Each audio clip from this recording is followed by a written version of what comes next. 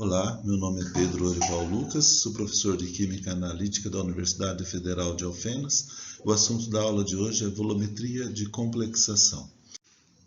Inicialmente, nós precisamos lembrar o que é um complexo. Complexo, vou mostrar aqui para vocês, são compostos formados entre um íon metálico que possui orbitais vazios para receber um ou mais pares de elétrons e uma espécie química iônica ou molecular que doa um ou mais pares de elétrons. Bem, o que recebe o par de elétron é denominado íon central.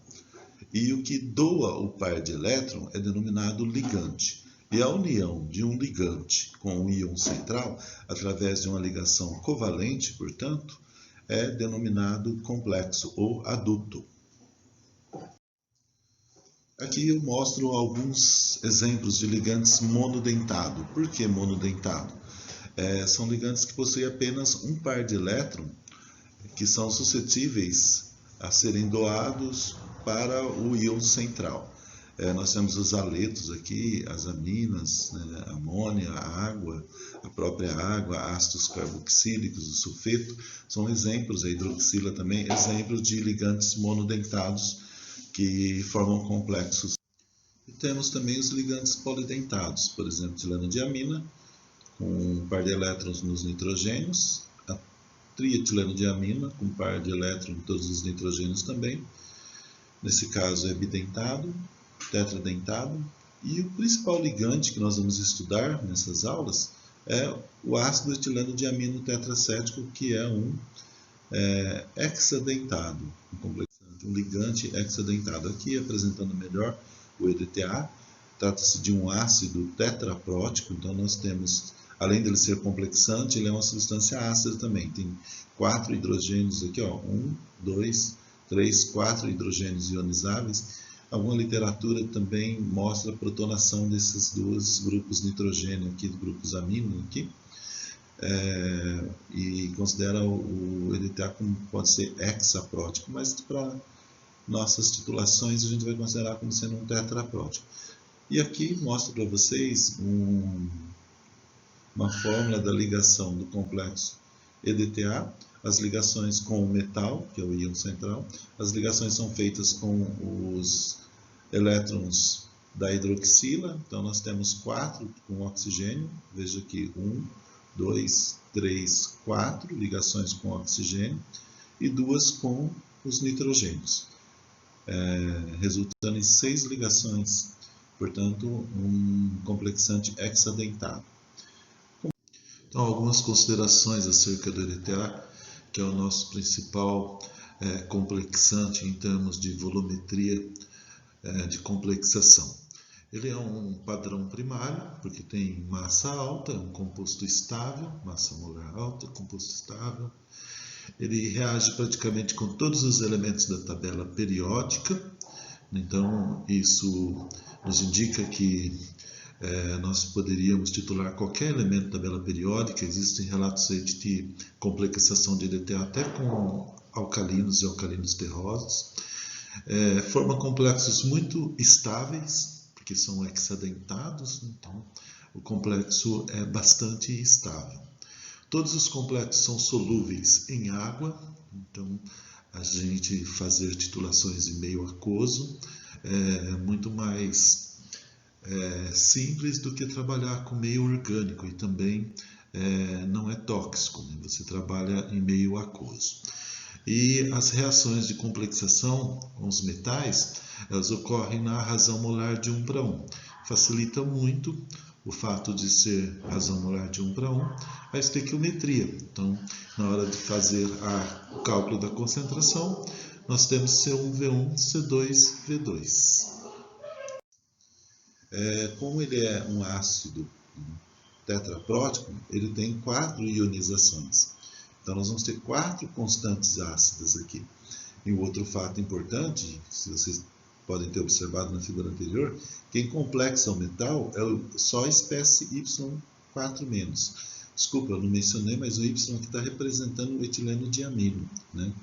Então, a parte do ânion é representada pelo Y, não precisar ficar escrevendo aquela fórmula gigantesca aqui. E o Y-4, ou seja, quando o ácido etileno-diamino está totalmente desprotonado, é que ele é um complexante. Bem, se é o y-4, quando a gente prepara uma solução de EDTA e coloca uma massa de EDTA num becker com água, dentro desse becker vai existir essas 4 espécies, 5 espécies de EDTA. O H4Y, H3, H2, H e o Y-4. E nós já estudamos para os ácidos fracos polipróticos que a quantidade de cada uma dessas espécies depende do pH da solução.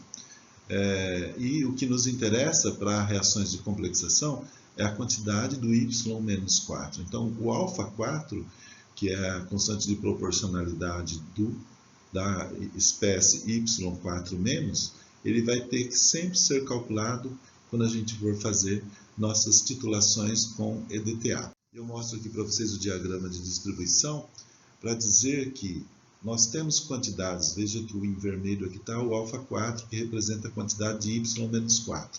E a quantidade de Y4 ela passa a ser significativa a partir do pH 7. De pH 7 ou 8, você começa a aumentar as concentrações de Y-4. Então, a maioria das titulações com EDTA são feitas em pH por volta de 9, 10, tampões amoniacais, para você ter quantidades adequadas de EDTA para fazer a titulação. É claro que existem também algumas titulações em meio ácidos. Meio ácido, alguns metais são complexados também mesmo em meio ácido, mesmo tendo baixa concentração do Y-4, devido à alta constante de formação. Aqui nós temos o equilíbrio de complexação, considerando então o zinco. Ele complexa não com o ácido protonado, mas o ácido na forma totalmente iônica. E nós vamos ter depois aqui, né, a nossa constante de formação. Vai ser então a concentração do complexo, que é o produto, dividido pela multiplicatória da concentração dos reagentes. Aqui nós temos a apresentação de diversas constantes de formação.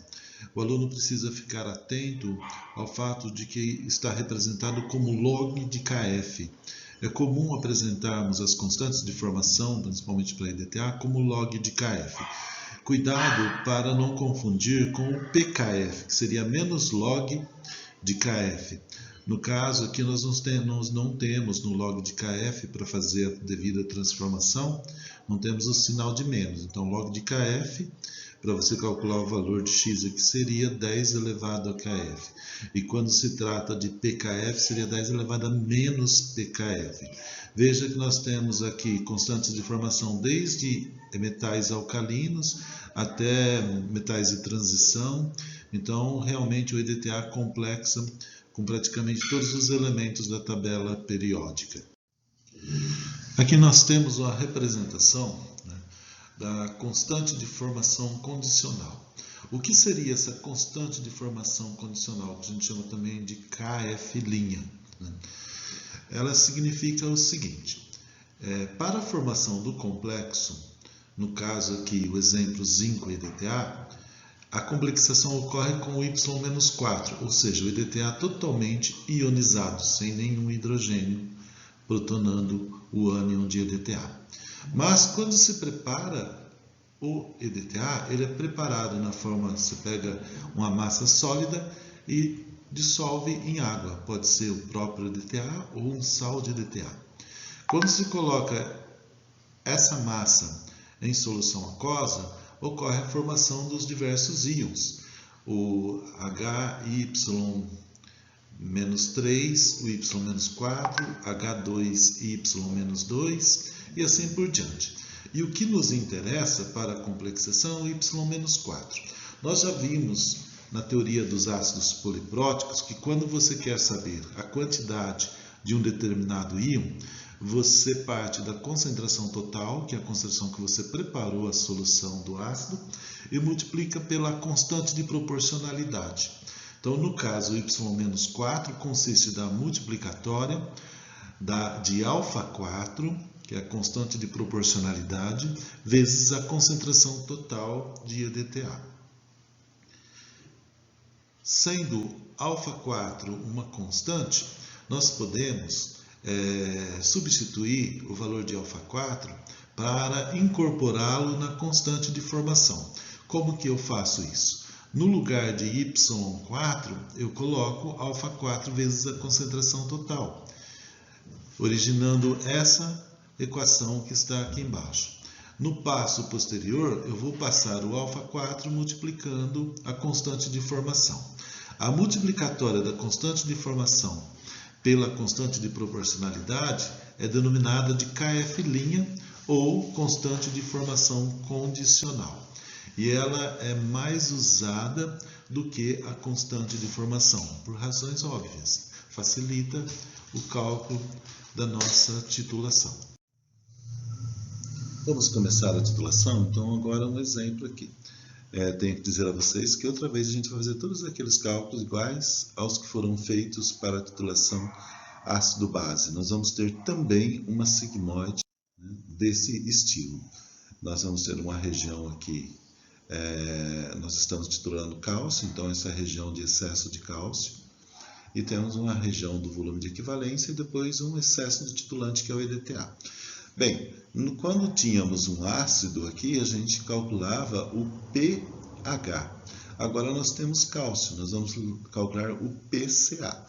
É a mesma fórmula, pCa é igual a menos log da concentração de cálcio, em função do volume de EDTA. Fazendo os cálculos, é possível demonstrar que o comportamento vai ser também uma sigmoide, e nós podemos calcular o volume de equivalência aqui na inflexão dessa sigmoide, ok? Então, como fazíamos na titulação ácido-base, o primeiro passo é calcular o volume de equivalência. Nós temos dentro do Erlenmeyer 50 ml de cálcio 0,1 molar. E na bureta, nós estamos com a bureta cheia de EDTA 0,1 mol. A reação é 1 para 1, como já falei anteriormente. Então, 1 mol de cálcio reage com 1 mol de EDTA. Então, o número de mols de EDTA no ponto de equivalência vai igualar com o número de mols de cálcio. O número de mols pode ser calculado através da expressão C vezes V. E nós vamos então isolar aqui o volume de EDTA, sendo igual a concentração de cálcio, volume de cálcio, por concentração de EDTA. É claro, se as concentrações são iguais e a estequiometria é 1 para 1, então nós temos que o volume de equivalência também vai ser 50 ml. Tem 50 ml de cálcio, precisa de 50 ml de EDTA, uma vez que as concentrações são as mesmas. Calcular o volume de equivalência, agora nós temos as regiões. Olha, aqui é o volume de equivalência, que foi 50 ml. Menor do que 50 ml, nós vamos ter excesso de cálcio aqui dentro. E maior que 50 ml, nós vamos ter excesso de EDTA dentro desse Erlenmeyer. Então, agora, nós passamos a calcular o pCa no início, né? No início, não foi adicionado EDTA aqui dentro. Então, nós só temos solução de cálcio 0,1 mol por litro. A concentração de cálcio é 0,1 mol por litro. Sendo 0,1 mol por litro, nós vamos ter que o pCa, menos log de 0,1, é igual a 1. Então, esse é o cálculo do pCa no início da titulação. Para um volume de EDTA, no caso 10 ml, que está entre o maior que 0 e menor que 50, essa região aqui. Então, para toda essa região, qualquer volume maior que 0 e menor que 50, nós vamos usar esse mesmo raciocínio que está aqui em cima. O que está acontecendo? Aqui dentro eu tenho cálcio que está reagindo com EDTA. Mas mesmo reagindo com EDTA, nós ainda vamos ter excesso de cálcio. Para fazer o balanço, nós vamos ter que a quantidade de cálcio que eu tenho desde o começo, menos a quantidade de EDTA que vai reagir com cálcio, que vai diminuir a concentração de cálcio aqui dentro. Então, número de mols de cálcio, concentração de cálcio, volume de cálcio. O que reagiu? Concentração de EDTA, volume de EDTA. Sempre dividido pelo volume total. Substituindo os valores aqui, nós chegaremos à concentração de cálcio de 0,066, menos log disso vai dar 1,18. Com esse mesmo raciocínio, nós podemos fazer o cálculo para toda essa região, maior que 0, menor que 50. Chegamos agora no ponto de equivalência. O que acontece no ponto de equivalência? Acontece que todo o cálcio que estava dentro do meu Erlenmeyer reagiu com EDTA quantitativamente, não restando nem excesso de cálcio nem de EDTA, porque no ponto de equivalência as quantidades de cálcio e EDTA foram iguais, Então, nós temos, em princípio, a formação do complexo. Bem, se todo cálcio reagiu com todo EDTA, forma complexo. Agora, como que eu vou calcular o cálcio? Bem, nós somos induzidos a pensar que não tem cálcio. Por quê? Porque a quantidade de cálcio de DDTA que permanece em solução são aquelas quantidades pequenas, que vai depender da magnitude da constante de formação desse complexo, né? Mas existe sim, existe cálcio e EDTA em equilíbrio com o nosso complexo. É possível calcular quanto eu formei de complexo e depois parte desse complexo volta para cálcio e para Y-4. E é isso que a gente vai fazer nesse momento. Então, nós vamos ter que usar essa constante de formação e saber quanto de cálcio está em equilíbrio, né, com a dada quantidade de complexo. Isso a gente fez muitas vezes lá na analítica qualitativa no semestre passado, né? Então, um outro fato importante também é que, por se tratar do ponto de equivalência, as quantidades de cálcio e de DTA são iguais. Se são iguais, eu posso fazer uma substituição aqui. A concentração de DTA pode ser igual à concentração de cálcio. E substituindo fica desse jeito, olha. Cálcio ao quadrado, portanto, né? Cálcio vezes cálcio, cálcio ao quadrado. Agora, falta calcular aqui a quantidade do complexo. Como que eu vou calcular a quantidade do complexo? Eu posso considerar que todo o EDTA que veio aqui da bureta reagiu, o EDTA reagiu com cálcio e formou complexo. Então, todo EDTA forma complexo.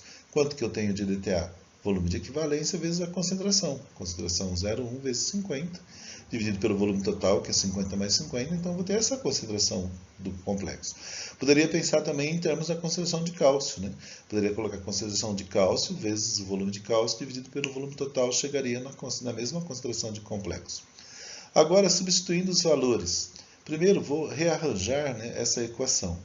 Vou pegar o cálcio, isolar o cálcio, que é a minha incógnita, e fazer a raiz quadrada e vai ficar como está aqui embaixo. Isolando o cálcio, fica a raiz quadrada da concentração do complexo pela constante de formação. Concentração do complexo é 0,05 e a constante de formação condicional 1,75. Substituindo os valores, extraindo a raiz quadrada, nós chegamos na concentração de 1,69 vezes 10 a menos 6 e o PCA de 5,77. E essa é, portanto, o cálculo do PCA no ponto de equivalência. Bom, agora nós chegamos para a última região, que é a região onde nós temos o excesso de EDTA. Então, como vai ser feito o nosso cálculo? Nosso cálculo vai ser feito da seguinte maneira. Sempre a gente tem que olhar para a nossa constante de equilíbrio. E o que nos interessa sempre aqui, nós estamos fazendo o PCA. Então, eu tenho que isolar aqui o cálcio. Isolando o cálcio, eu vou ter que a concentração de cálcio vai ser a concentração do complexo dividido pela constante de formação vezes a concentração de EDTA. Bem, quanto que eu vou ter? Eu tenho que calcular essas duas espécies, então. Quanto que eu vou ter do complexo? Todo o cálcio que estava aqui dentro já foi complexado. Quanto que eu tinha de cálcio aqui? 50 vezes 0,1. Então, 50 vezes 0,1, que é a concentração do cálcio, volume do cálcio. Certo? Então, 50 vezes 0,1 é o que eu tinha e se tornou complexo. Isso em número de mols. O que mudou foi o volume, né? Antes eu tinha 50 ml. Agora não, eu tenho 50 mais 60, porque 60 ml está na região de excesso. Então, a concentração do complexo vai ser 4,55 vezes 10 a menos 2. Só recordando, então, olha, eu tenho aqui 50 ml de cálcio. Coloquei EDTA, complexou tudo. Agora está sobrando EDTA. Tem 10 ml a mais. Então, quanto que eu vou ter do complexo? Concentração do cálcio vezes o volume do cálcio dividido pelo volume total, que todo o cálcio foi complexado. Falta saber agora a concentração de EDTA, para colocar na expressão e calcular o cálcio. De EDTA eu tenho que fazer o balanço. Quando a EDTA aqui eu coloquei, menos o que reagiu. O que eu coloquei é a concentração de EDTA vezes o volume de EDTA, que vai ser 0,1 vezes 50. Menos o volume de equivalência ou a concentração de cálcio vezes o volume de cálcio. Se eu pego a concentração de EDTA vezes o volume de EDTA menos a concentração de cálcio vezes o volume de cálcio, vai dar, substituindo os valores aqui, a concentração de EDTA de 9 vezes 10 a menos 3. Substituindo esses valores em vermelho aqui na nossa equação do equilíbrio aqui em cima, e fazendo as contas, nós chegamos na concentração de 2,89 vezes 10 a menos 10, menos log disso vai dar 9,54. Então, desse jeito, nós definimos toda a nossa sigmoide.